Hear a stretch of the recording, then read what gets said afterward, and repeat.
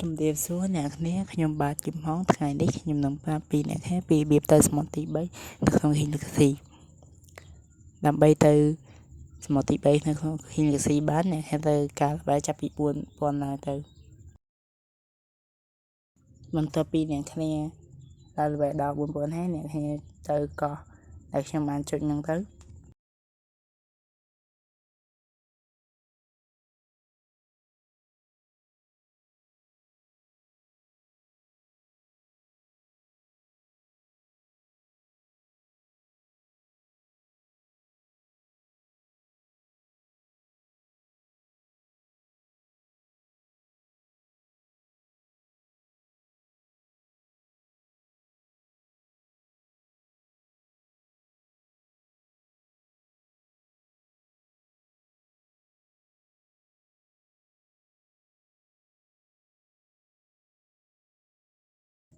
បន្ទាប់ពីអ្នកនាងដល់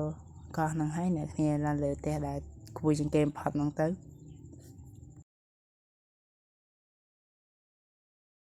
បន្ទាប់ពីអ្នកនាងឡើងចុងផ្ទះនឹងហើយអ្នកនាងមកតាម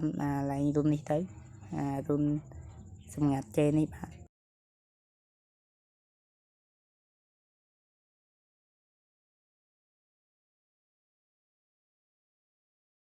និយាយថាយើងមកកោះជាមួយនឹងរបស់ខ្សែកហ្នឹងបាទ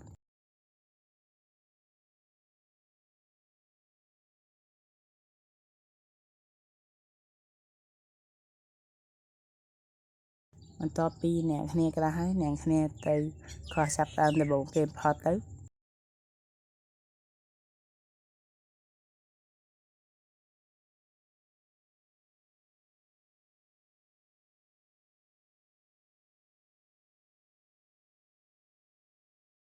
បន្ទាប់ពីអ្នកគ្នាមកដល់កោះហ្នឹងហើយអ្នកគ្នាមកតាមខ្ញុំមកអ្នកគ្នា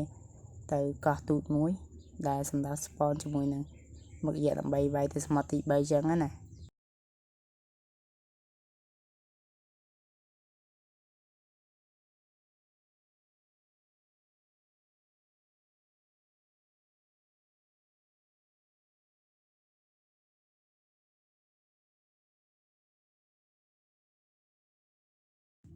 ហើយជាកោះហ្នឹងអ្នកគ្នាបន្ទាប់ពីអ្នកគ្នាដល់ហើយអ្នកគ្នាចុចអាហ្នឹងទៅវានឹង spawn ជាមួយនឹងការខណ្ឌដើម្បីយើងវាយហើយបន្ទាប់ពីអ្នកគ្នាវាយឈ្នះជាមួយតាកាន់ហ្នឹងហើយអ្នកគ្នាមកតាមមកជួបជាមួយនឹង NPC មួយដើម្បីទៅសមុទ្រទី3ចឹងណាហើយវីដេអូហ្នឹងមានតែប៉ុណ្្នឹងហើយសូមជម្រាបលាប៉ុណ្្នឹងសូមជួយ like និង subscribe ផងដើម្បីទទួលបានវីដេអូថ្មី